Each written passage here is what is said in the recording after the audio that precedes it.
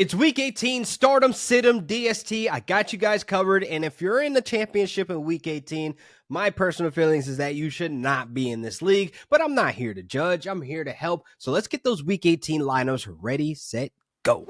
First up, I got the Baltimore Ravens as my top tier, highest ceiling DST option this week against the Cleveland Browns. If it's Bailey Zappi, DTR, you might see a mixture of both back there. But either way, this Ravens defense have gotten things on track in the last couple of games. Since week 11, actually, they have allowed the fewest passing yards per game, points per game, and big plays per game. So we're looking at a defense that should be able to go out there, handle business in week 18 against Bailey Zappi or DTR, whoever the case may be. And also the third most sacks per game since week 11 as well. So they're going to be having their ears pinned back, getting after the quarterback, putting up big points. So you should have them in starting lineups for week 18.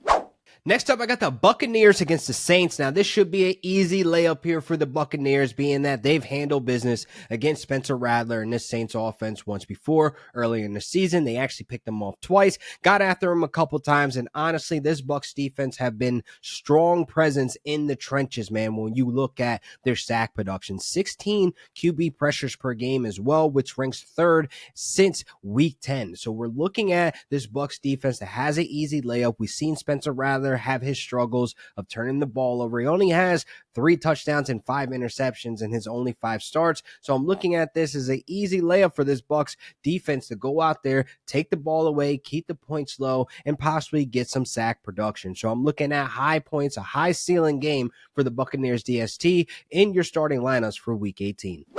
Next up, I got the Green Bay Packers against the Bears. This is another matchup where I see a high ceiling for the Green Bay Packers DST option this week, with Caleb Williams being sacked 67 times in his rookie year, which is insane. Honestly, in the last 4 weeks, man, the Bears offense have just been stalling, not putting up big points, only 11 points per game in the last 4 games. So there's not going to be a high scoring game here on the Bears side, where the Packers should be able to hold them down, get some sack production, and also take the ball away. They're a top 5 defense when it comes to takeaway, almost 2 takeaways per game. So we're looking at the Packers and an opportunity to take the ball away and possibly get some huge sack production to put up big points in week 18 for a lot of fantasy managers. And honestly, a little sidebar, I do like Caleb Williams for the Bears as the starting quarterback, but it's just unfortunate that the Bears have the worst O-line in the NFL right now. So this is just going to open up the floodgates for that Packers defense to put their ears back, get after them, get them to run out of the pocket. Not saying they're going to be throwing a bunch of interceptions, because Caleb has been roughly good with the ball for the most part of not turning the ball over every single game. But more so, the Packers, they have some sack production